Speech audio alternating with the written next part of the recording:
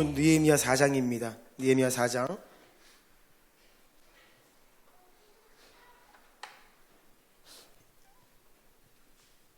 느헤미야 4장 좀 길지만 여러분들이 지금 느헤미야서를 잘 묵상하고 계신 줄로 아는데요. 4장이 좀 길지만 좀 다 읽겠습니다. 1절부터 23절입니다. 느헤미야 4장 1절부터 23절 말씀을 한 절씩 교독하기를 원합니다. 제가 먼저 읽겠습니다. 산발랏이 우리가 성을 건축한다 함을 듣고 크게 분노하여 유다 사람들을 비웃으며 자기 형제들과 사마리아 군대 앞에서 일러 말하되 이 미약한 유다 사람들이 하는 일이 무엇인가? 스스로 견고하게 하려는가? 제사를 드리려는가? 하루의 일을 마치려는가? 불탄 돌을 흙무더기에서 다시 일으키려는가 하고 암몬 사람 도비아는 곁에 있다가 이르되 그들이 건축하는 돌 성벽은 여우가 올라가도 곧 무너지리라 하더라. 우리 하나님이여 들으시옵소서. 우리가 업신여김을 당하나이다. 원하건대 그들이 욕하는 것을 자기들의 머리에 돌리사 노략거리가 되어 이방에 사로잡히게 하시고 주 앞에서 그들의 악을 덮어두지 마시며 그들의 죄를 도말하지 마옵소서. 그들이 건축하는 자 앞에서 주를 노하시게 하였음이니이다 하고 이에 우리가 성을 건축하여 전부가 연결되고 높이가 절반에 이르렀으니 이는 백성이 마음들여 일을 하였음이니라. 산발락과 도비아와 아라비아 사람들과 암몬 사람들과 아스돗 사람들이 예루살렘 성이 중수되어 그 허물어진 틈이 메꾸어져 간다 함을 듣고 심히 분노하여 다 함께 꾀하기를 예루살렘으로 가서 치고 그곳을 요란하게 하자 하기로 우리가 우리 하나님께 기도하며 그들로 말미암아 파수꾼을 두어 주야로 방비하는데 유다 사람들은 이르기를 흙무더기가 아직도 많거늘 짐을 나르는 자의 힘이 다 빠졌으니 우리가 성을 건축하지 못하리라 하고 우리의 원수들은 이르기를 그들이 알지 못하고 보지 못하는 사이에 우리가 그들 가운데 달려 들어가서 살육하여 역사를 그치게 하리라 하고 그 원수들의 근처에 거주하는 유다 사람들도 그 각처에서 와서 10번이나 우리에게 말하기를 너희가 우리에게로 와야 하리라 하기로 내가 성벽 뒤에 낮고 넓은 곳에 백성이 그들의 종족을 따라 칼과 창과 활을 가지고 서 있게 하고 내가 돌아본 후에 일어나서 귀족들과 민장들과 남은 백성에게 말하기를 너희는 그들을 두려워하지 말고 지극히 크시고 두려우신 주를 기억하고 너희 형제와 자녀와 아내와 집을 위하여 싸우라 하였느니라. 우리의 대적이 우리가 그들의 의도를 눈치챘다 함을 들으니라. 하나님이 그들의 꾀를 패하셨으므로 우리가 다 성에 돌아와서 각각 일하였는데 그때로부터 내 수하 사람들의 절반은 일하고 절반은 갑옷을 입고 창과 방패와 활을 가졌고 민장은 유다 온 족속의 뒤에 있었으며 성을 건축하는 자와 짐을 나르는 자는 다 각각 한 손으로 일을 하며 한 손에는 병기를 잡았는데 건축하는 자는 각각 허리에 칼을 차고 건축하며 나팔 부는 자는 내 곁에 섰었느니라.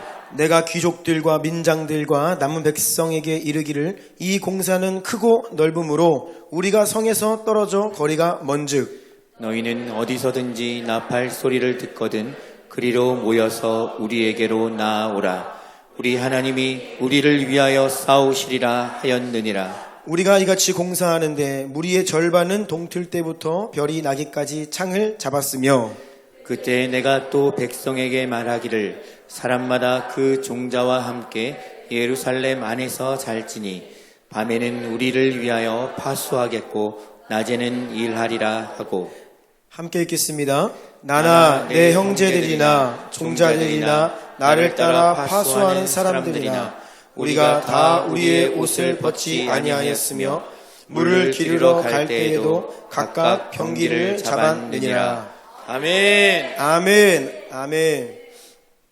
느헤미야 52일 24시간 연속 기도회가 진행 중입니다. 오늘 메시지 제목은 교회는 반드시 다시 견고하게 세워질 것입니다. 아멘. 이러한 제목으로 하나님의 말씀을 전하겠습니다. 역대 상하에 에스라, 느헤미야 계속 연결되는 하나의 스토리라고 했습니다. 에스라서의 전반부는 1차 포로 귀환 이후에 스룹바벨에 의한 성전 재건의 내용입니다. 다시요. 에스라서 전반부는 1차 포로 귀환 후에 스룹바벨에 의한 성전 재건에 대한 내용이고, 에스라서의 후반부는 에스라에 의한 2차 포로 귀환 내용이 기록되어 있습니다. 이어지는 느헤미야서는 느헤미야에 의한 3차 포로 귀환 그리고 성벽 재건이 기록이 되어 있어요. 성전이 재건되는 것은 에스라서에 기록되어 있는 스룹바벨 때였고, 지금은 시간이 많이 흘러서 성벽이 다시 세워지는 느헤미야서를 우리가 보고 있습니다. 예루살렘 성과 예루살렘 성전이 하나님의 심판으로 황폐화되었습니다. 하지만 하나님께서 그 회복을 다시 약속하셨기 때문에 하나님의 약속에 따라 예루살렘 성전과 성벽이 다시 세워지는 겁니다. 이 역사적인 사건, 하나님의 약속에 따라 예루살렘 성전과 성벽이 다시 세워진 이 사건은 오늘날 지금 우리에게는 어떠한 의미가 있을까요?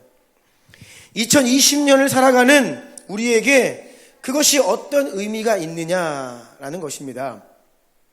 성전과 성벽, 성전이 무엇입니까? 성벽이 무엇입니까? 성전 안에 무엇이 있고 성벽 안에는 무엇이 있습니까? 거기에서 어떤 일이 일어납니까? 우리가 이것을 곰곰이 따져보면 오늘날 우리에게 성전 재건과 성벽 재건이 무엇인지, 우리가 무엇을 해야 하는지를 알 수 있게 됩니다. 1번입니다. 성전 재건은 예배의 회복입니다.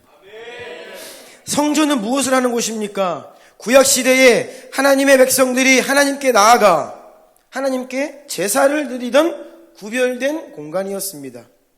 성전 안에는 내소와 외소, 성전이 있기 전에는 성막이 있었지요. 성소와 지성소. 그곳은 어떤 곳입니까? 지성소 안에는 하나님의 언약궤가 있고 그곳에 하나님이 임재하시고 제사장이 하나님께로 나아가 하나님의 임재 가운데로 들어가 하나님을 만나고 하나님께 예배하고 제사드리던 그곳이 바로 성전이에요. 그 성전이 무너져 있었지만 다시 세워졌다. 예배의 회복을 말합니다. 예배 가운데, 그 지성소 가운데 하나님의 임재가 있었지요. 성전이 다시 건축된다. 하나님의 임재가 회복되는 것을 말하는 것입니다. 하나님과의 만남이 회복되고 하나님과의 연결이 회복되는 것이 성전 재건의 의미입니다. 자, 두 번째입니다. 성벽 재건은 교회의 회복입니다. 자, 사람들이 왜 성벽을 쌓기 시작했습니까? 성벽의 첫 번째 기능, 가장 중요한 역할은 성 안에 사는 주민들을 보호하는 것입니다.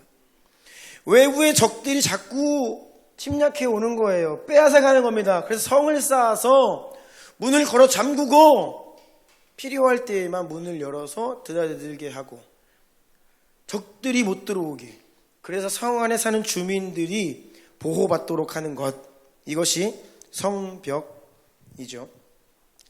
예루살렘 성, 그 안에 누가 삽니까? 하나님의 백성들이 살고 있습니다. 그래서 예루살렘이라고 하는 이 도시는 영적으로 보자면 교회입니다. 교회. 아멘? 네. 든든한 성벽이 세워지면 성 안에 있는 백성들이 보호받듯이 성도들은 그 몸인 교회에 접붙임을 받고 그 교회 안에 머물며 보호받고 훈련받고 성장할 수 있는 것입니다. 그래서 예수님께서 다시 오신 이후에 이 계시록의 내용을 보면 창세로부터 마지막 때까지 구원받은 하나님의 모든 백성들, 이것이 우주적 교회입니다. 모든 구원받은 백성들이 어디에 예수님과 함께 거하게 되느냐? 거룩한 성 새 예루살렘이 하늘로부터 내려오잖아요. 새 예루살렘 안에 주님과 구원받은 주의 백성들이 부활의 몸을 입고 새 예루살렘 성 안에서 산다는 것이에요. 우리가 영원히 살 하나님 나라의 도시의 이름, 그 나라의 이름이 새 예루살렘이에요. 예루살렘. 네. 성벽이 재건된다. 무너진 교회의 회복을 말합니다. 교회는 그리스도의 몸이고 성도들은 그 몸의 지체들로 그 안에 거하는 것입니다. 자, 그런데 예루살렘 성벽이 지금 다 무너져 있어요. 성문이 불에 탄 상태로 방치되어 있습니다. 느헤미야 2장 17절 읽어주시겠어요? 후에 그들에게 이르기를 우리가 당한 공경은 너희도 보고 있는 바라. 예루살렘이 황폐하고 성문이 불탔으니 자 예루살렘 성을 건축하여 다시 수치를 당하지 말자 하고. 아멘. 성벽이 무너졌습니다. 성문이 불타 없어졌어요. 이 말은 무엇입니까? 성 안의 주민들이 보호받지 못하고 있는 상태다라는 것이에요. 외부의 적들이 산발라 도비야 틈만 나면 와가지고 약탈하고 빼앗고 괴롭히고 억누르고 종처럼 부리고, 하나님의 백성들이 하나님의 통치를 받고 살아야 되는데 외부의 적들에게 눌려 사는 겁니다. 맨날 빼앗기고 얻어맞는 거예요. 수치를 당하며 살고 있습니다.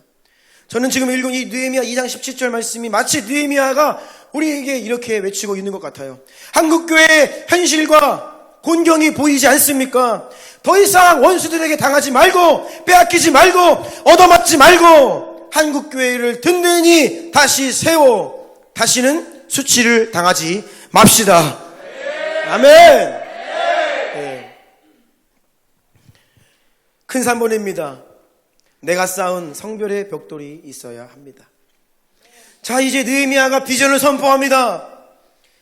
하나님께서 은혜를 주셔서 이스라엘 백성들이 마음이 움직여요. 그들의 마음 가운데 하나님의 비전이 들어가기 시작했습니다. 그래서 자, 우리가 함께 성벽을 건축하겠습니다. 일어난 거예요. 성벽을 다시 건축하기 시작하는데 느헤미야 3장을 보면 39개 정도의 그룹이 나뉘어서 각각 이 성 둘레를 39개 영역으로 나누어서 그것을 분담하는 내용들이 느헤미야 3장에 구체적으로 기록되어 있죠.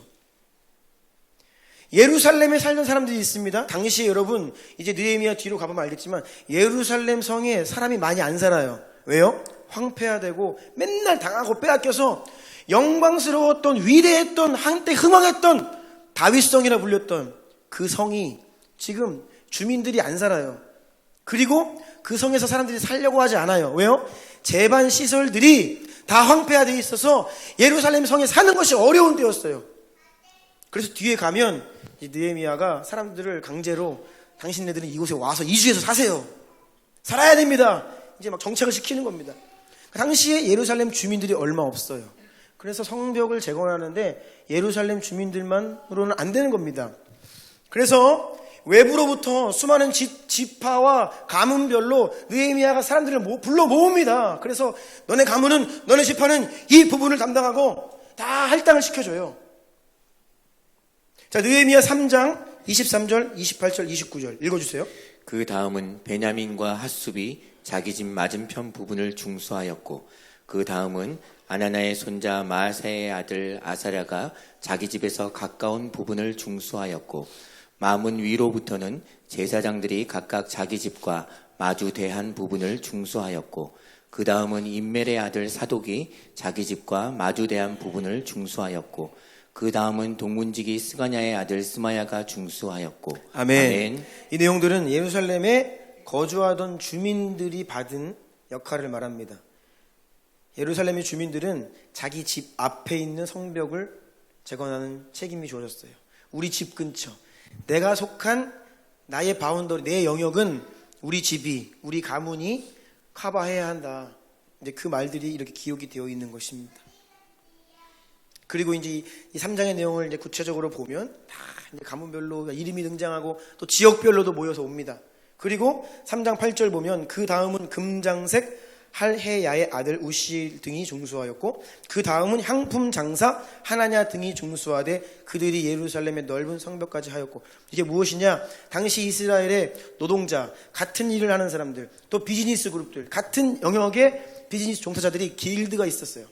그룹들이 서로 지혜를 나누고 재정을 통용하고 그런 비즈니스 길드가 있는데, 또 이러한 그 특정 그룹들에게 이 영역들을 할당하는 거예요.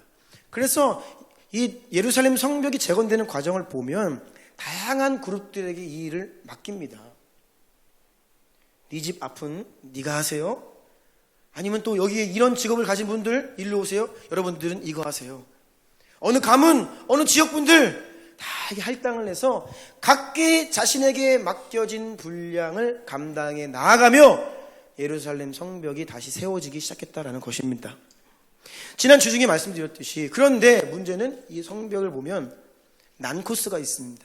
골짜기가 있고 굉장히 이 황폐된, 심하게 폐허가 된 곳이 있어요. 그곳은 돌 무더기를 날라야 하고, 여러분 철거하는 일도 쉽지 않습니다. 철거하고 쓰레기 갖다 옮기고 다시 건축하는데 그 환경이 굉장히 난코스가 있어요.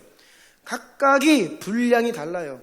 역할이 다릅니다. 그것들을 감당할 만한 가문들은 더 힘있게 감당하고, 좀 연약한 지파들은 좀 이렇게 작은 부분들을 감당하고, 다양한 백성들의 힘을 합하여 이 성벽을 재건해 나아갔다라는 것이죠. 성벽 재건은 느헤미야와 같이 어느 위대한 한 사람, 슈퍼히어로, 큰 은사가 있고 능력이 있고 재정이 있는 어느 한두 사람에 의해서 세워진 것이 아닙니다. 교회는 교회의 몸의 지체들을 통해서, 여러분들 모두를 통해서 교회는 세워지는 것입니다. 그래서 이 일을 위해 교회 지체들은 각각 자신에게 맡겨진 역할을 충성스럽게 성실하게 감당해야 합니다.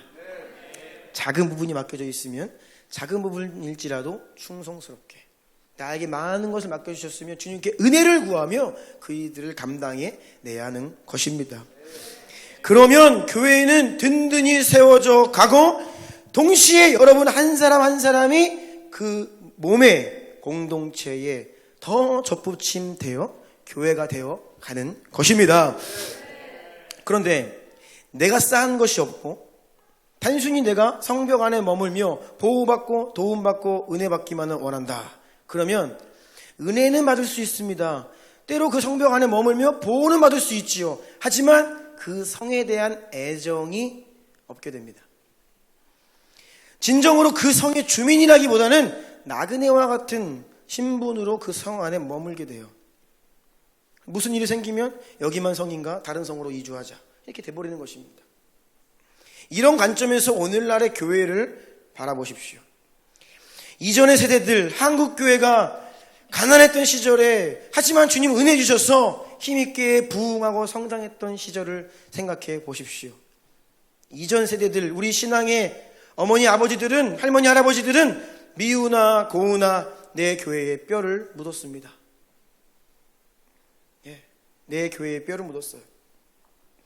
그리고 피치 못할 사정으로 지방으로 이사를 갔다. 그러면 교회를 옮겨야 되죠. 그러면 새로운 교회 목사님이 당신 이전에 다녔던 교회 목사님으로부터 이곳으로 임명 오겠다라고 확인서 받아오세요. 이렇게 했습니다. 이것이 원래 교회 법입니다. 지금도 사실 존재해요. 그런데 아무도 그렇게 하지 않죠. 그만큼 예전에는 내가 어느 교회에 속하면 내가 이 교회 몸의 일부, 미우나 고우나 뼈를 묻는. 하지만 요즘 세대는 교회를 다소 가볍게 생각하는 경향이 있습니다. 특히 이 코로나 상황이 빵 터지면서 유튜브만 가도 교회들이 쭈르르르 너무나 많은 교회들이 있어요. 뭐 오늘은 이 교회 들어갈 수 있고 내일은 저 교회 들어갈 수 있고 또 이 교회 들어가서 하다 보니까 은혜가 되고 좀 좋아요. 그 교회 또 갈 수 있고 이런 시대가 된 거예요. 그러니까 이 온라인 사역 잘하는 어느 교회는 코로나 시대에 부흥했다는 거예요. 그래서 앞으로 계속 이 모드로 가겠다 이 선언을 했습니다. 왜요? 오히려 잘 되니까.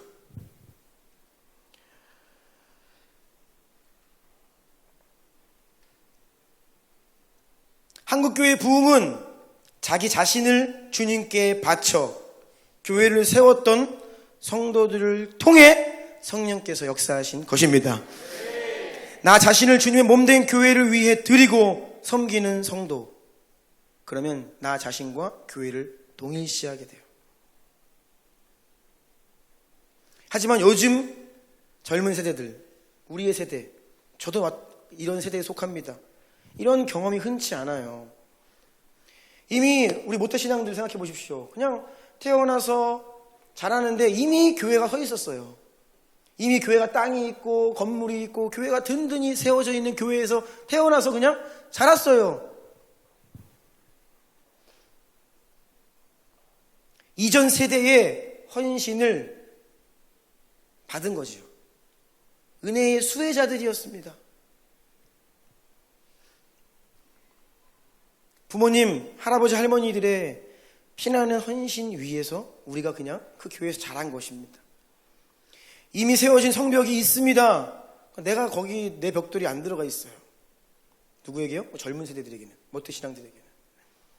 그러니까 당연히 교회와 나 자신의 동일시하는 것이 떨어지고 교회에 대한 헌신도나 충성도가 떨어지고 멤버십이 약화되고 교회를 가볍게 여기는 경향이 많다라는 것이에요. 근데 이전 부흥기를 경험했던 우리 부모님들은 그렇지 않다는 거예요. 교회를 정말 아끼고 아파하고 동일시 여겼다라는 것이죠. 내가 헌신한 만큼, 내가 눈물을 흘린 만큼, 내가 기도를 한 만큼, 내 기도의 분량이 그 교회 안에 쌓여 있는 만큼, 내어드린 만큼 교회와 자신을 동일시하게 됩니다. 그랬을 때의 교회의 기쁨이 곧 나의 기쁨이고 교회의 아픔이 곧 나의 아픔으로 다가오는 것이죠. 오늘날 교회를 다소 쉽게 생각하는 경향은 다른 것이 아니라 내가 쌓은 벽돌이 없기 때문입니다. 성의 주민이 아니라 나그네와 같은 정체성으로 신앙생활하는 분들이 많다라는 것입니다. 저는 우리 주남교회가 처소를 옮길 때마다 2번 옮겨서 3번째 처소로 왔습니다. 처소를 옮길 때마다 우리가 성령의 끈으로 영적 가족으로 더 단단히 하나가 되어감을 느낍니다. 여러분 느끼십니까? 네. 2번의 예배 처소를 옮겼는데 그때마다 여러분 생각해 보세요. 다 지난 일이니까 지금 은혜이고 할렐루야 감사인데 당시에는요 사실 우리는 불가능한 일이었습니다. 우리 현실적으로는 계산기를 두들기면 절대 하지 말아야 될 일이었고 불가능한 일이었어요. 하지만 하나님께서 나아갈 길을 보여주셨고 그 하나님이 보여주신 길 앞에 성도들이 한 마음이 되었고 그 일에 함께 헌신하며 여기까지 왔기 때문에 그 시간을 지날 때마다 이 공동체가 더 든든히 하나가 되는 것입니다. 우리가 이곳으로 이전한 이후에 하나님은 엄청난 은혜를 주십니다. 네, 불같은 은혜를 주시고 은총을 베푸시는데 다른 이유가 아닙니다. 여러분들이 믿음을 가지고 순종하며 헌신했기 때문에 하나님이 그 위에 은총을 더하여 주시는 것입니다. 성도 한 분 한 분의 섬김과 기도와 눈물과 재정과 이 모든 것들이 벽돌 한 장 한 장이 되어서 무너져 있는 한국교회 성벽을 다시 세워 나아간다. 아멘. 여러분 자신이 벽돌 한 장임을 기억하세요. 내가 나와 기도의 자리를 채우고 내가 교회를 위해 중보하고 내가 눈물을 흘리고 함께 예배하고 청소하고 무언가 이 교회에 섬김을 하는 그 한 가지 한 가지가 여러분들이 쌓아 올리는 벽돌 한 장 한 장이라는 것을 반드시 기억하시기를 축복합니다. 큰 4번입니다. 세우는 일과 지키는 일에 함께 심혈을 기울여야 합니다. 성벽 재건 사업은 단순한 건축 공사가 아니었습니다. 하나님 나라의 비전을 이루어가는 일은 정말로 치열한 영적 전쟁입니다. 전쟁이에요. 느헤미야의 성전 재건은 전쟁을 동반한 공사였습니다. 오늘 본문 4장 16절로 18절 읽어주세요. 그때로부터 내 수하 사람들의 절반은 일하고 절반은 갑옷을 입고 창과 방패와 활을 가졌고 인장은 유다 온 족속의 뒤에 있었으며 성을 건축하는 자와 짐을 나르는 자는 다 각각 한 손으로 일을 하며 한 손에는 병기를 잡았는데 건축하는 자는 각각 허리에 칼을 차고 건축하며 나팔 부는 자는 내 곁에 섰었느니라. 아멘. 이 내용들을 이미지로 한번 이렇게 떠올려 보세요. 이게 공사장인지 전쟁터인지 분간이 안 됩니다. 절반은 작업복을 입고 있지만 절반은 군복을 입고 있어요. 그리고 상시 대기합니다. 노동을 하던 자들은 한 손으로는 흙을 퍼 날르고 돌을 날랐지만 다른 한 손에는 무기를 들고 있어요. 성벽을 쌓아 올리는 자들도 허리에 칼을 차고 있습니다. 그리고 경계병을 여기저기에 세워서 보초를 서게 했어요. 주변을 두루 살피며 적들이 침입해 오는지를 살피도록 했습니다. 성벽이 재건되는 단순한 공사가 아니라 이것은 일종의 전쟁이었다는 거예요. 단순한 전쟁이 아니라 진짜 전쟁, 실제 전쟁.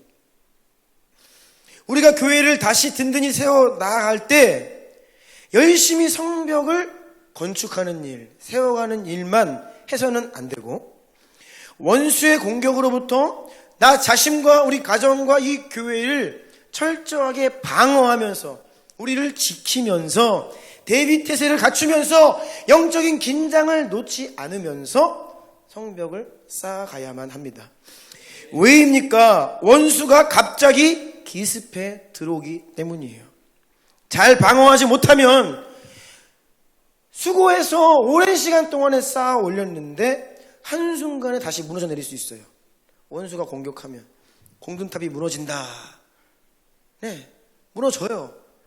쌓아 올릴 때에는 많은 시간과 노력과 수고와 인내와 헌신이 필요한데 적들이 어느 순간에 쳐들어와서 불질러버리면 성문이 다시 금방 삽시간에 불타버리고 성벽은 무너져 내리는 겁니다. 그래서 우리가 교회를 세워나갈 때 영적인 방어태세, 뭐요? 원수의 공격으로부터 원수가 다양한 방법으로 우리를 공격하고 무너뜨리려 하고 황폐화시키려 하고 기회를 엿보고 있기 때문에 무기를 차고 방어하면서 교회를 세워나가야 한다는 것입니다. 한 손으로는 성실하게 순종하며 교회를 세워나가지만 우리의 다른 한 손은 대적의 공격으로부터 우리를 지키고 보호할 수 있도록 영적인 무기들을 손에 쥐고 있어야 합니다. 큰 오번입니다. 산발락과 도비아와 게셈들이 일어날 때 나타나는 세 가지 현상, 이 다양한 방법으로 공격을 한다는 거예요. 공격받으면 이렇게 세 가지 현상들이 나타납니다. 매우 악랄해요. 끈질기게 공격합니다. 포기하지 않고. 오늘 본문 1절부터 3절까지 한번 다 같이 읽어볼까요? 시작. 산발랏이 우리가 성을 건축한다 함을 듣고 크게 분노하여 유다 사람들을 비웃으며 자기 형제들과 사마리아 군대 앞에서 일러 말하되 이 미약한 유다 사람들이 하는 일이 무엇인가? 스스로 견고하게 하려는가? 제사를 드리려는가? 하루의 일을 마치려는가? 불탄 돌을 흙무더기에서 다시 일으키려는가 하고 암몬 사람 도비아는 곁에 있다가 이르되 그들이 건축하는 돌 성벽은 여우가 올라가도 곧 무너지리라 하더라. 아멘. 자, 성벽을 세워나가는데 이 적들이 비난하고 조소하고 비웃고 또 현실을 계속 일깨워주는 거예요. 야, 니네 수준을 봐라. 너 자신을 보아라. 연약함을 주목하게 하고 지적하고 다양한 공격들을 하는데 이것이 여러 가지 차원으로 확장이 되면서 우리에게 들려옵니다. 말들이 와요. 말들이 일어납니다. 여기저기에서 원수의 말들, 다양한 말들이 일어나요. 이때 우리가 이 말들을 조심해야 됩니다. 사탄은 큰 힘을 쓰지 않고 우리를 자멸시키려 해요. 최고의 전쟁에서 유능한 장군은 내 병사들 손에 피 안 묻히고 이기는 겁니다. 먼저 항복해라.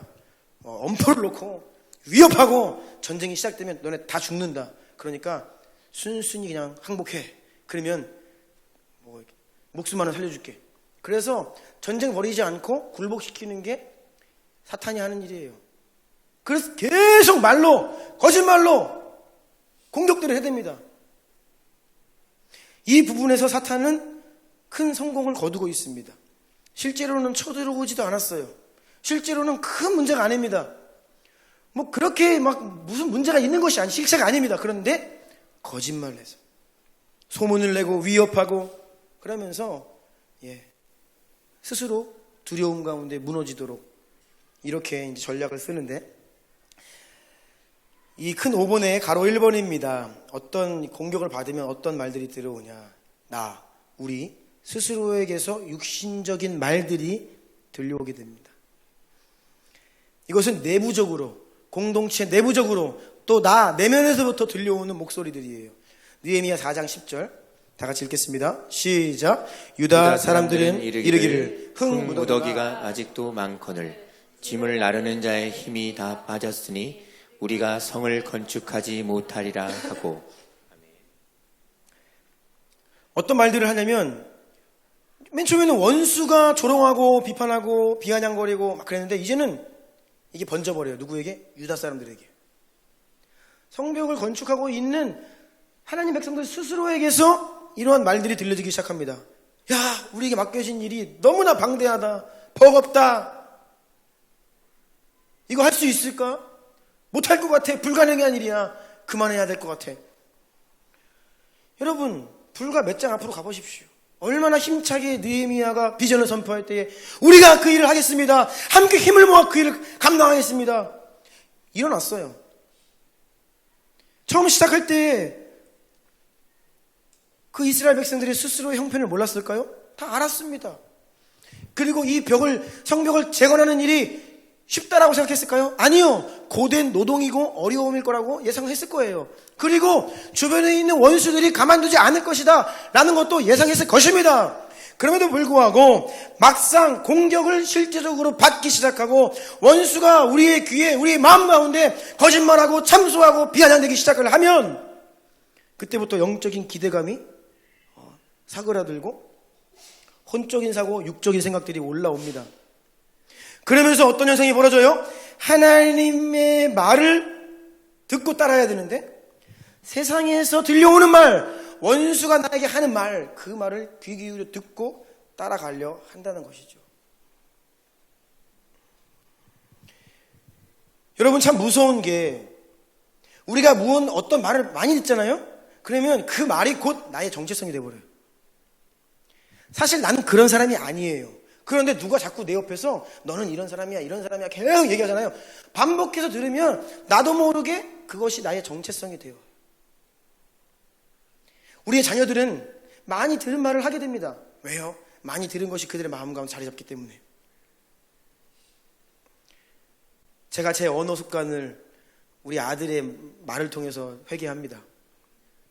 가만히 따져보면 제가 한 말이에요.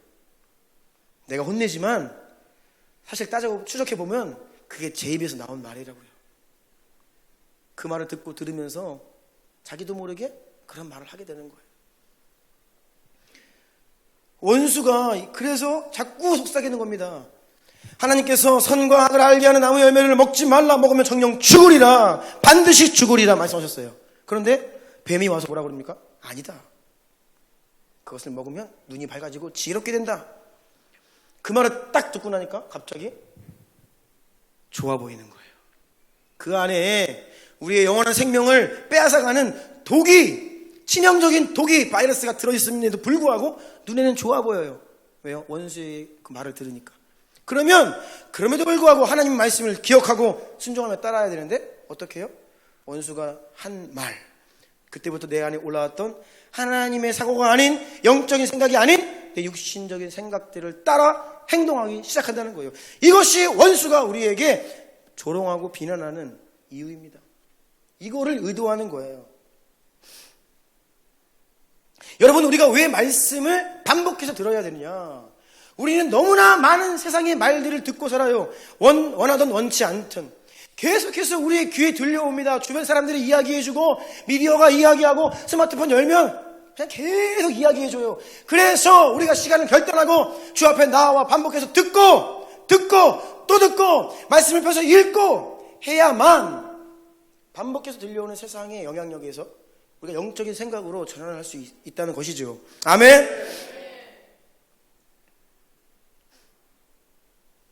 원수가 계속 조롱을 하면서 현실을 일깨워 줍니다. 너 자신을 봐라. 너의 주변에 있는 오합지졸 같은 유다 사람들을 보아라. 이 말을 계속 반복해서 듣다 보니까 이제는 현실이 진짜 눈에 들어온 거예요. 그리고 나 자신, 우리의 연약함이 더 크게 느껴지는 것입니다. 하늘을 향해 있던 눈이 슬그머니 땅으로 내려와요. 하나님께로 향해 있던 시선이 슬그머니 나 자신에게로 향해요. 언제요? 원수가 계속 거짓말할 때, 참소할 때, 비난할 때, 공격받을 때. 그래서 결국 어떻게 됩니까? 우리 안에서 이제는 원수가 했던 말을 이제 내 입에서 하고 있는 거예요. 교회 밖에서 교회를 향해 공격했던 말들을 교회 내부적으로 하고 있다는 거예요. 우리 스스로가 우리를 자해하는 말들을. 수많은 교회를 비판하는 말들을 들어오니까 이게 무슨 말인지도 모르고 내 입으로 막 교회를 깎아내리고 비판하고 무너뜨리는 말들을 하는 겁니다. 왜요? 반복해서 들었기 때문에. 이것이 원수가 의도하는 겁니다. 그래서 우리 내부적으로 일어나는, 나와 우리 스스로에게서 일어나는 이런 육신의 말들을 우리가 예수의 이름으로 처단해야 됩니다. 네, 아멘. 두 번째, 원수가 공격할 때에 동시에 외부적으로는 대적들과 원수들의 끊이지 않는 참소, 위협이 지속돼요. 이게 정말로 끊임없이 공격이 들어옵니다. 느헤미야 4장 11절 읽어주세요. 우리의 원수들은 이르기를 그들이 알지 못하고 보지 못하는 사이에 우리가 그들 가운데 달려 들어가서 살육하여 역사를 그치게 하리라 하고. 네, 위협의 수위가 점점 더 강해지는데 앞에 원래 2절을 보면 처음에는 그냥 비난하고 비웃습니다. 야, 니네가 그거 할 수 있겠니? 여우 한 마리만 올라가도 금방 무너져 버릴. 맨 처음에 그렇게 비웃었어요. 그런데 성벽이 막 올라가는 거예요. 연결되는 게 막 보입니다. 그러니까 수위를 높입니다. 어떻게 해요? 이제는 그냥 비난과 조롱이 그치지 않고 우리가 군대를 조직해서 너에게 가서 공사를 중단시키겠다 라고 위협을 하는 거예요. 이게 8절입니다. 그런데 그래도 말을 안 들으니까 이제 11절 어떻게 해요? 이제는 군대가 가서 공사를 중단시키는 것뿐이 아니라 너희를 살육하겠다. 굉장히 강한 말을 합니다. 죽이겠다가 아니라 처참하게 살해해버리겠다. 완전히 너희를 그냥 처참하게 진멸시켜버리겠다. 그런 일 당하기 싫으면 그만둬라. 이 수위를 계속 높여가면서 공격하는 거예요. 여러분, 우리가 믿음 위에 서면, 우리가 은혜를 받으면 원수가 공격을 그치는 게 아닙니다. 여러분, 영의 세계가 열리면 원수의 공격에게도 이게 문이 열려요. 영적인 세계가.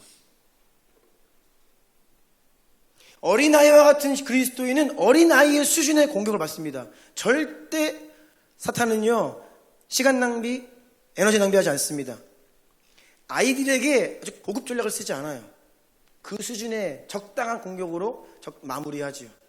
그런데 성도가 성장하잖아요? 그러면 다음 차원의 공격을 합니다. 성장하면 그 다음 차원에. 그러니까 우리가 주님을 알아가고 성장하고 영적 장수가 되어 갈수록 사실은 우리의 믿음이 커질수록 원수의 공격이 그치는 것이 아니라 더 큰 공격에 노출된다는 거예요. 이 사실을 꼭 기억하십시오.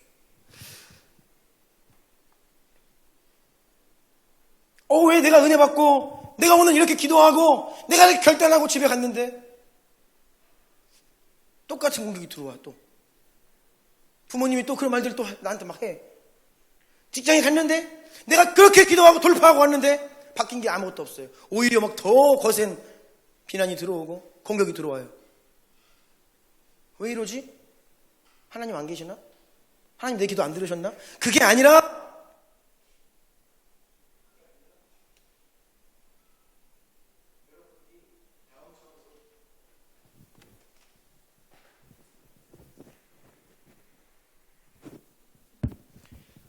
다음 차원으로 나아갈수록 더 높은 차원의 공격이 들어온다라는 것을 기억하시기 축복합니다.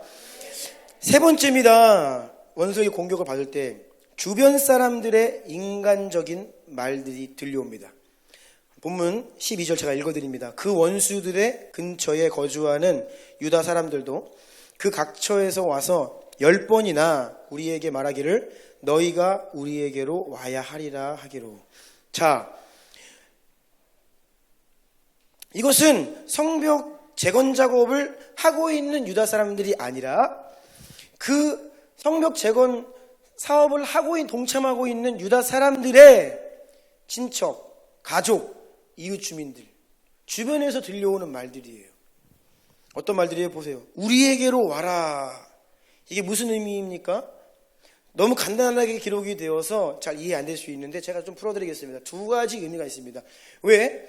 지금 이 말은 예루살렘 성 주민이 아니라 저 멀리 떨어진 지방에 살고 있는 사람들이 지금 동원이 돼서 콜링을 받고 예루살렘에 잠깐 원정을 와서 지금 노동을 하고 있는 거예요. 그런데 고향에 있는 가족, 친척, 이웃들이 소식을 전해오는 겁니다. 다시 돌아오라고. 집으로 다시 돌아오라고. 첫 번째, 현실을 일깨우는 말입니다. 지금 굉장히 위험한 상황인 거 몰라? 지금 사마리아 군대가 쳐들어와서 다 죽여버린대. 너 거기 계속 있으면 죽을 수도 있어. 그러니까 빨리 그만두고 집으로 돌아와. 일 중단하고 집으로 돌아오라고 하는 말입니다. 두 번째 의미가 있습니다. 이것은 자신들을 돌아보라고 하는 요청입니다. 왜냐? 지금 예루살렘 성에 사는 주민들뿐 아니라 모든 성벽 재건 작업에 동원된 사람들은 자기의 생업을 잠시 중단하고 왔습니다. 그리고 빈손으로 온 것이 아니라 자신들이 재정을 또 끌어가지고 와서 헌신하며 시간을 들이고 물질을 들이고 전적으로 막 다 투자해가지고 하나님의 그 성벽을 재건하고 있는 거예요. 그러니까 남겨진 가족들과 이웃들이 힘든 겁니다. 아버지 일하셔야 되는데 자리 비우시니까 자녀들이 힘들어요. 당신이 안 계시니까 이게 안 돌아가요. 언제 올 거예요? 빨리 오세요. 이러한 요청의 말들이 여기저기에서 들려온다는 겁니다. 같은 유대인인데 왜 그들은 느헤미야와 같은 말들을 갖지 못하고 돌아오라고 하는 것일까요? 자, 여기서 그러면 정말 성벽 재건을 중단하고 각기 집으로 돌아가는 것이 맞는 선택일까요? 지금 이 말을 하고 있는 유대인들은 느헤미야의 말이 아니라 원수의 말이 그들의 생각을 사로잡고 있는 겁니다. 이유가 있습니다. 12절 다시 보면 그 원수들의 근처에 거주하는 유다 사람들이라고 기록되어 있어요. 이게 뭐냐? 이 사람들이 사는 곳은 예루살렘보다 어디에 가까워요? 사마리아에 가까워요. 어쩔 수 없이 하나님 나라의 역사가 막 한창 진행 중인 그 느헤미야 곁에 있는 게 아니라 원수에게 가까이 살아요. 그러니까 맨 무슨 소리가 들려요? 은혜로운 성벽이 재건되는 소식보다는 원수가 막 거짓말하고 원포를 놓고 위협하는 소리가 더 잘 들려오는 겁니다. 그렇게 원수의 소리를 계속 듣다 보니까 원수랑 똑같은 말을 하는 거예요. 뭐예요? 결론적으로는 그만해라, 돌아와라, 중단해라.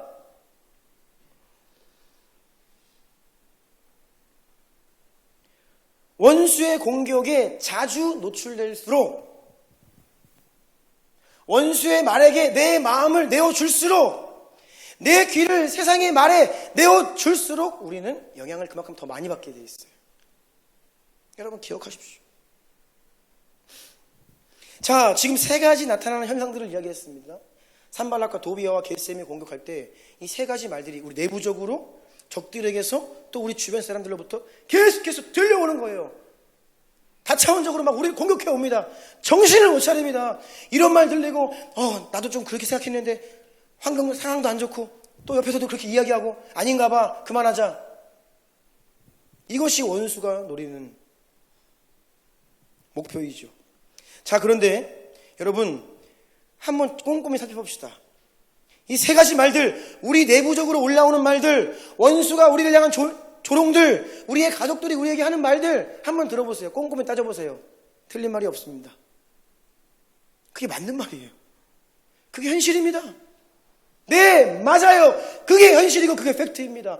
우리는 연약하고 우리는 사실 불가능한 일을 하고 있고 우리는 사실 엄청난 위협감에 노출되어 있는 것입니다. 맞습니다. 맞아요. 그런데 무엇이 이 느헤미야와 이스라엘 백성들로 하여금 성벽 재건 사업을 지속하게 하는가? 다른 게 아닙니다. 따라해 보세요. 하나님의 말씀. 하나님의 말씀하셨기 때문에 이것이 주님의 의도이고 주님의 목적이고 주님의 약속이고 주께서 하라 하신 것이기 때문에 상황과 환경 오케이. 하지만 그것을 뛰어넘어 주님의 은혜를 구하며 달려가는 것이에요. 여러분, 성경을 볼 때 현실적으로 한번 보세요. 현실적으로. 그러면 광야에서 이스라엘 백성들이 40년 동안 뺑뺑 돌 이유가 없습니다. 애굽으로 돌아가는 게 현실이에요. 그것이 합리적인 판단입니다. 맞지요? 40년 동안 집도 없이 또 돌아보십시오. 맨날 텐트 폈다가 접었다가 먹을 것도 없어요. 그냥 하나님이 주시는 거 40년 동안 단일 메뉴예요. 야, 얼마나 합리적인 말입니까? 애굽으로 돌아가면 고기가 나오고 부추가 나오고 마늘이 나와. 반찬이 풍성해. 돌아갑시다. 합리적인 말이라고요. 왜 광야를 또 돕니까? 그럴 이유가 없습니다. 돌아가야 합니다. 이재현 선교사님이 아라비아 이 사우디 문 열려서 올 초에 갔다 오셨잖아요. 차 렌트해서 그 차 타고 이제 그 이스라엘 백성들이 40년 동안 그 여정들을 한번 해본 거예요. 그런데 오늘날 차를 타고 많은 장비들을 갖추고 여정을 했음에도 불구하고 본인 스스로 하시는 말씀이 여러분, 제가 이스라엘 백성들이었으면 저는 하나님을 반역하고 고라와 함께 갈라진 땅에 죽었을 겁니다. 왜요? 하나님을 원망하는 말들이 막 나온다. 그만큼 척박하고 힘든 지금 사우디아라비아 사막 거기에요. 여러분, 생각해 보세요. 현실을 보세요. 애굽으로 돌아가야 됩니다. 그런데 왜 애굽으로 돌아가지 않느냐? 다른 게 아니에요. 현실이 좋아서가 아니고 먹고 살만해서가 아니라 하나님께서 약속하신 땅이 있기 때문에. 아멘. 하나님이 출애굽시키셨고 너희는 저 땅으로 가라. 하나님이 말씀하셨기 때문에 가는 것이지 다른 현실적인 이유를 대면 갈 이유가 없다라는 것이에요. 왜 사도 바울이 그렇게 살아야 했습니까? 좋은 집안에서 좋은 문벌에 로마 시민권자였고 엘리트였고 인정받는 자였고, 그런데 사도 바울이 어떻게 살았지요? 고린도 후서 6장 4절 5절 읽으시겠어요? 오직 모든 일에 하나님의 일꾼으로 자천하여 많이 견디는 것과 환난과 궁핍과 고난과 매맞음과 갇힘과 난동과 수고로움과 자지 못함과 먹지 못함 가운데서도. 아멘. 이어지는 고린도 후서 11장 말씀도 쭉 읽어주세요. 그들이 그리스도의 일꾼이냐 정신없는 말을 하거니와 나는 더욱 그러하도다. 내가 수고를 넘치도록 하고 옥에 갇히기도 더 많이 하고 매도 수없이 맞고 여러 번 죽을 뻔하였으니 유대인들에게 40에서 하나 감한매를 5번 맞았으며 3번 태장으로 맞고 1번 돌로 맞고 3번 파선하고 일주야를 깊은 바다에서 지냈으며 여러 번 여행하면서 강의 위험과 강도의 위험과 동족의 위험과 이방인의 위험과 시내의 위험과 광야의 위험과 바다의 위험과 거짓 형제 중의 위험을 당하고 또 수고하며 애쓰고 여러 번 자지 못하고 줄이며 목마르고 여러 번 굶고 춥고 헐벗었노라. 아멘. 아멘. 여러분, 한번 상식적으로 생각해 보세요. 저주받은 인생이죠. 못 먹고 때려 맞고 죽을 뻔하고. 사실 이렇게 살 이유가 없다고요. 누리면서 살고 인정받으며 살고 기득권 상위 1% 안에 드는 구별된 자 중에 구별된 자였다고요. 누가요? 사도 바울이. 그런데 왜 자기의 인생을 이렇게 추격하는데, 이게 말로 그냥 요약되어 있으니까 감이 안 오지요. 이 평생을 이렇게 산다고 한번 상상을 해보십시오. 처참한 인생이었습니다. 그런데 왜요? 나의 달려갈 길과 주 예수께 받은 사명, 곧 하나님의 은혜의 복음 증거하는 일을 마치려 하면은 내 목숨도 조금도 귀한 것을 여기지 않는다. 아멘. 다른 이유가 없어요. 사도 바울은 하나님이 복음 전도자로 부르셨기 때문에, 나에게 사명을 주셨기 때문에, 내 마음 가운데 하나님 나라를 위해 살도록 나를 콜링해 주셨기 때문에, 이것이 하나님께서 나에게 주신 말씀이기 때문에 다른 이유가 아닙니다. 그는 순종하며 그 길을 간 것입니다. 아멘. 하나님 나라를 바라보는 자들은 이 땅의 문제와 현실 앞에 무릎 꿇으면 안 됩니다. 상황에 끌려다니며 살지 않습니다. 당당히 그것들을 감당해내야 하고 하나님 나라를 위해 포기하고 헌신하고 버틸 것들을 버릴 것들은 버리고 끊어버릴 것들은 끊어버리고 감당해야 될 짐들은 지고 가는 겁니다. 지고 가는 겁니다, 여러분.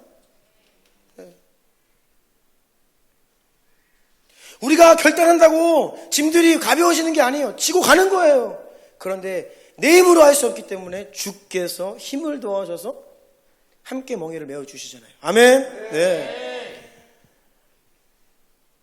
자, 이렇게 원수가 우리를 공격해서 만신창이가 돼요. 우리 내면이 외부적으로 그냥 주변을 둘러싼 상황이 어려워요. 그때 우리가 어떻게 해야 하는가? 큰 6번입니다.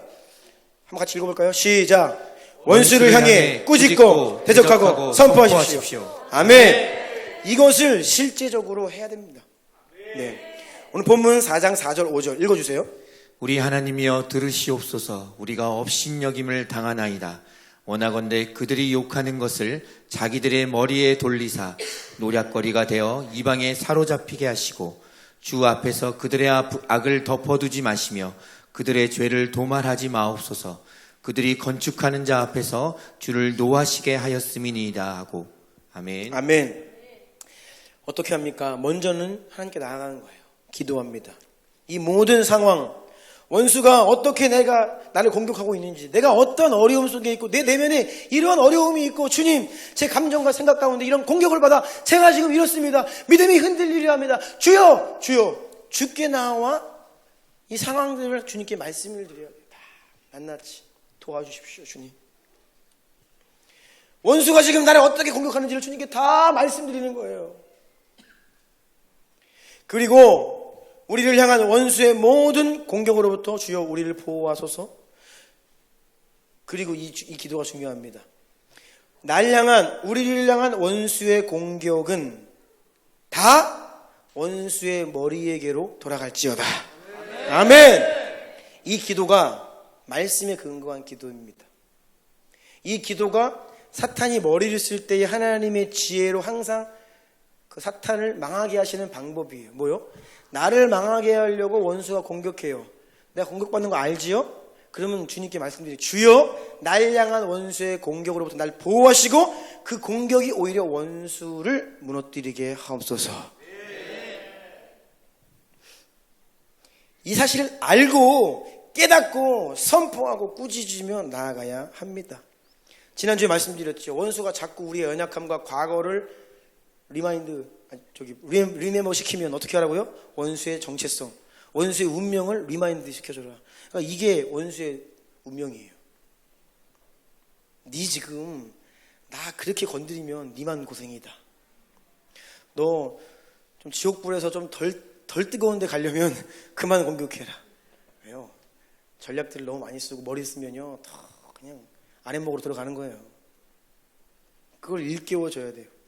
원수는 자기 꾀에 자기가 넘어가고 자기가 파놓은 함정에 자기가 빠지고, 이게 주님께서 말씀하시는 원리입니다. 볼까요? 시편 5편 10절입니다. 하나님이여 그들을 정죄하사 자기 꾀에 빠지게 하시고. 이게 늘 시편 기자가 하나님께 원수의 공격받을 때 아랬던 기도입니다.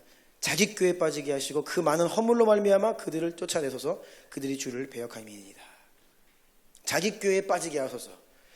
다음 시편 57편 6절 볼까요? 그들이 내 앞에서 웅덩이를 팠으나 자기들이 그 중에 빠졌도다. 그러니까 원수는 자기가 파놓은 함정에 지가 빠지는 거예요. 우리가 이런 큰 그림을 가지고 공격을 받을 때 주 앞에 나와 기도하고 원수의 정체성을 일깨워줘야 된다. 자, 고린도전서 3장 19절입니다. 이 세상 지혜는 하나님께 어리석은 것이니 기록된 바 하나님은 지혜 있는 자들로 하여금 자기 꾀에 빠지게 하시느니라.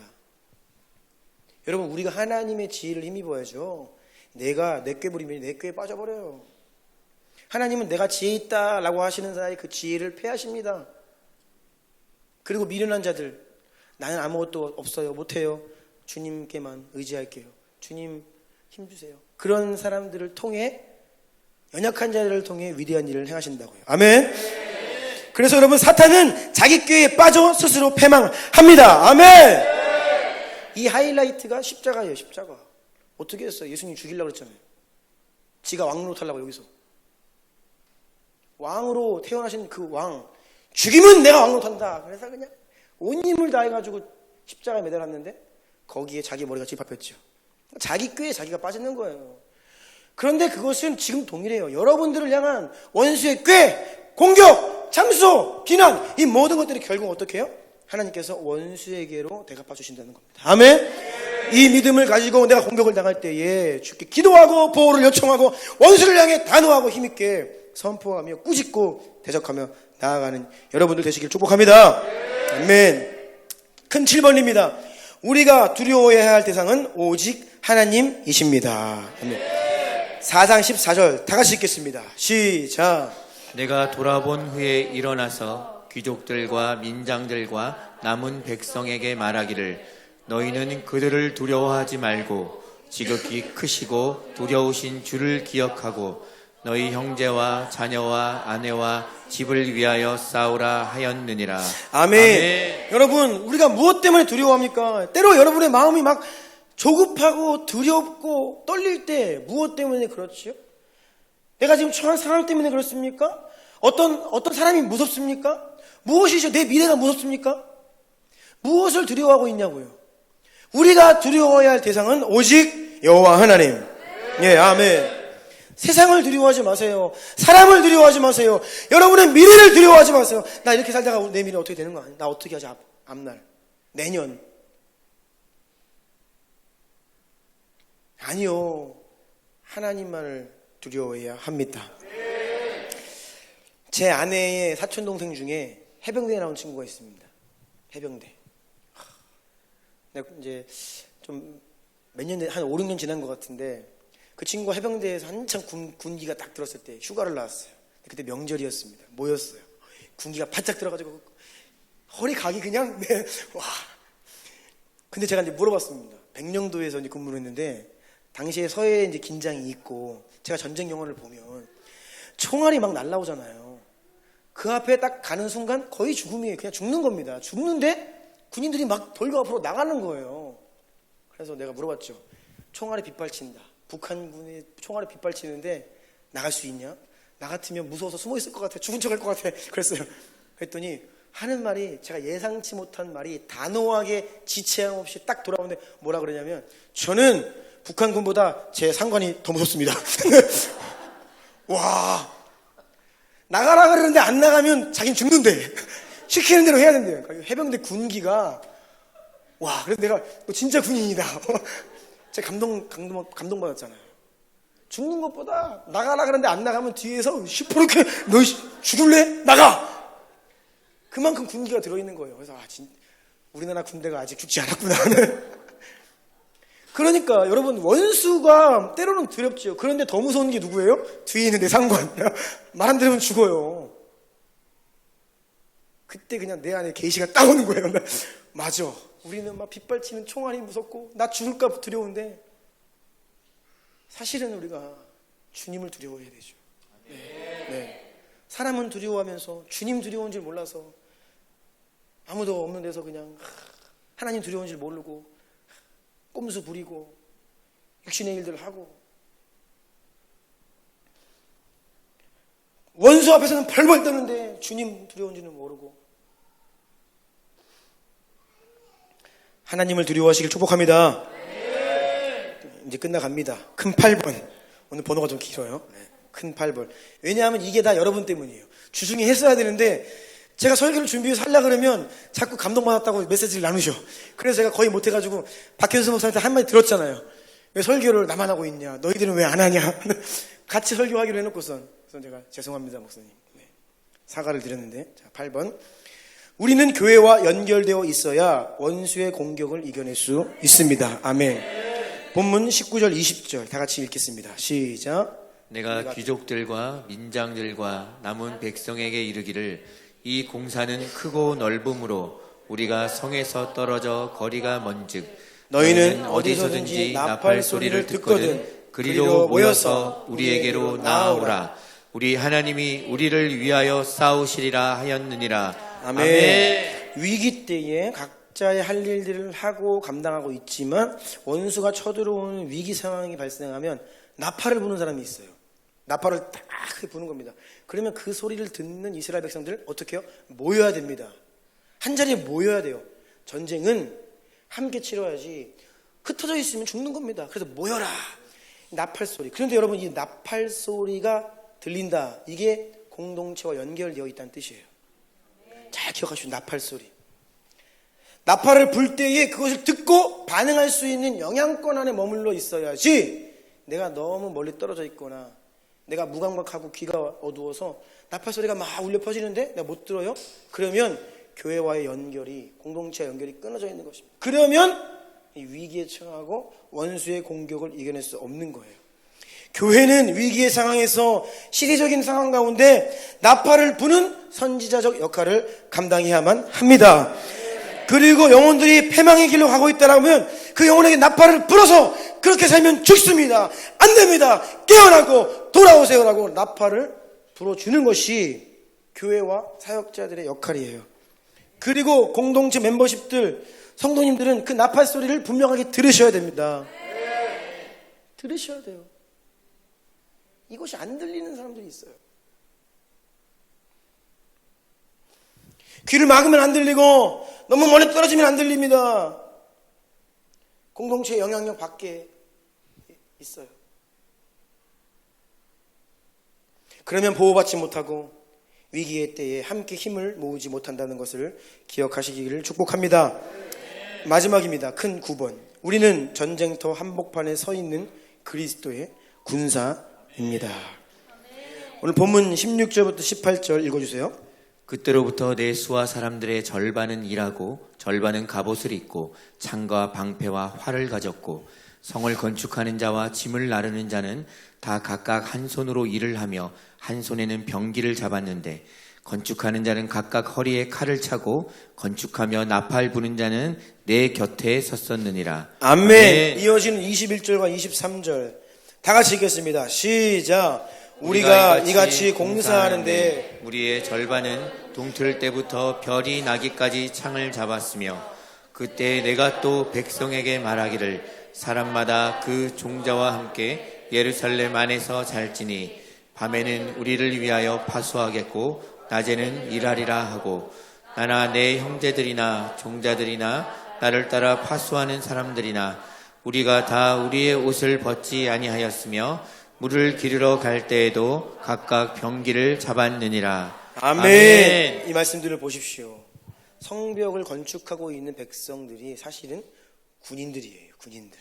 전쟁터에서 전쟁을 하는 흡사 군인과 같은 모습을 하고 있습니다. 여러분, 우리가 이 느헤미야 52일 기도회로 달려가는데 우리는 영적인 전쟁을 하고 있는 것입니다. 여러분, 한 사람 한 사람은 하나님 나라의 군사들이에요. 네, 군인입니다. 우리가 영적인 전쟁터 가운데 있다는 것을 잊어서는 안 됩니다. 깨어서 말씀의 검을 가지고 믿음의 방패를 들고 의의 오신경을 붙이고 진리의 허리띠를 메고 복음의 신발을 신고 가장 중요한 것은 혼자가 아니다. 우리는 함께 이 믿음의 싸움을 싸워 나가야 합니다. 예배팀 나와주시고요. 그래서 이 믿음의 여정 가운데에서 여러분, 이 52일간의 이 시간은 좀 특별히 결단하는 시간입니다. 여러분, 개인적으로 지난 인생을 되돌아보시면서 자꾸 누수가 일어났던 부분들, 어느 한쪽에 구멍이 생겨서 자꾸 원수가 그리로 들어와 나의 것을 빼앗아가고 약탈하는 그러한 영역들이 있다라고 하면 그 부분을 집중적으로 기도하면서 성벽을 든든히 보수공사하는 시간이 되길 축복합니다. 또한 우리 교회가 더 든든하게 다음 차원의 일들을 감당하기 위해서 하나님이 교회의 성벽을 든든하게 건축해 주고 계십니다. 이 안에 거하는 주나님 성도님들, 세상에서 유리방황하며 만신창이 되어서 원수에게 종노릇하며 빼앗기고 얻어맞고 그런 인생들이 우리 교회에 왔을 때에 든든한 성벽이 되어 그들을 치유하고 보호하고 회복시키고, 그리고 어떻게 해요? 하나님 나라의 영적인 장수로 길러낼 수 있는 그러한 든든한 성벽이 우리 가운데 세워지기 축복합니다. 한국 교회는 이러한 든든한 성벽과 같은 교회들이 회복돼야 돼요. 너무나 약해져 있습니다. 눈에 보이는 사이즈는 커져 있고 화려한 건물들은 있지만 너무나 연약해져 있습니다. 오합지졸이 되어 있고요. 성도 한 사람 한 사람이 능력 있는 장수로 서야 되는데 그렇지 못해요. 어떻게 보면 나는 영적인 장수가 되어야 해, 그러한 결단과 포부를 갖지 못한 성도들도 많이 있어요. 왜일까요? 연약해져 있는 것입니다. 원수의 말들을 듣고 육신적인 말을 하는 거예요.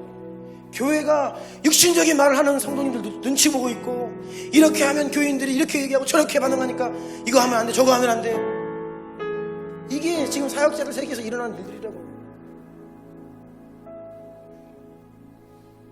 그렇게 하면 사람들이 모이지 않아. 교회 성장학 뭐예요? 교회를 성장시키는 게 목적이었어요. 그러니까 어떻게 해요? 마치 세상에서 물건을 판매하는 사람과 구매자의 이 욕구가 딱 들어맞아야 되는 것처럼 사람들이 무엇을 원하지? 맞춤형으로 교회를 컨설팅하고, 그러는 통에 사이즈는 커지고 화려해 보이는지는 모르지만 성벽이 다 주저앉아 버렸어요. 원수가 교회 안에 들어와서 해집어놓고 인본주의가 교회 안에 다 들어와 있고, 이 믿음의 말들보다는 육신적인 말들 너무나 많고. 저 스스로에게 하는 말입니다. 제가 경험했던 교회들은 세상보다 더 시기일투가 많아. 어쩜 그렇게 교회 안에 분내고 다투고 싸우는 일들이 많은지. 끼리끼리. 제가 경험한 교회는 그랬어요. 제 모습이 그랬고. 어쩌다가 우리가 이렇게 되었습니까? 성벽이 불타 성문이 지금 사라져버린 거예요. 원수가 자기 멋대로 들락달락거리고, 성도들이 영으로 혼과 육을 지배하고 다스려야 되는데 성도들의 마음 가운데 그냥 들락달락거리면서 온갖 세상적인 말들, 육신적인 생각들 막 집어넣는데 그게 뭔지도 모르고 그냥 똑같이 그런 말들 해대고, 들려지니까 나도 모르게 원수가 했던 말들 내 입에서 하고 있고, 이것이 우리 현실이라는 것입니다. 나 자신을 먼저 세우고 우리 교회를 든든히 세워야 합니다. 그러면 하나님은 우리가 준비되는 만큼, 우리의 성벽이 올라가는 만큼 우리에게 권위를 주시고, 우리의 교회 성벽을 넘어서서 주변, 이웃, 다른 교회, 열방 가운데 우리가 감당할 수 있는 그 일들을 맡겨주실 것입니다. 그러면 우리는 이 마지막 때에 그 주님의 일들을 영광과 능력 가운데 감당해 나아가면 되는 것이에요. 이 비전으로 우리의 마음이 타올라야 됩니다. 현실을 보지 마십시오. 상황의 한계를 보지 마세요. 우리 스스로의 연약함에 주목하지 마세요. 우리의 눈이 늘 하늘에 있기를 원하고 하나님께로 향하기를 원하고, 여러분의 삶을 두근거리게 하고 여러분의 삶을 인도하는 것은 하나님의 말씀이기를 축복합니다. 우리 그 자리에서 일어나겠습니다. 한번 기도할게요. 교회는 반드시 재건됩니다. 교회는 반드시 재건돼요. 아무리 사람들이 비웃고 욕하고 가망성이 없다, 한국교회 끝났다, 누가 그래요? 하나님이 그랬습니까? 아니요, 다 인간적인 말들입니다. 하나님은 그루터기를 통해 다시 역사하십니다. 너희가 이 땅의 그루터기라. 아멘. 우리가 그러한 자로 구별되면 되는 것입니다. 우리 주여 세 번 부르고 우리 자신을 세우고 가정을 세우고 교회를 세워 하나님 이 마지막 때의 일들을 감당하는 교회로 서겠습니다. 우리 그런 마음으로 주여 세 번 기도합니다. 주여, 주여.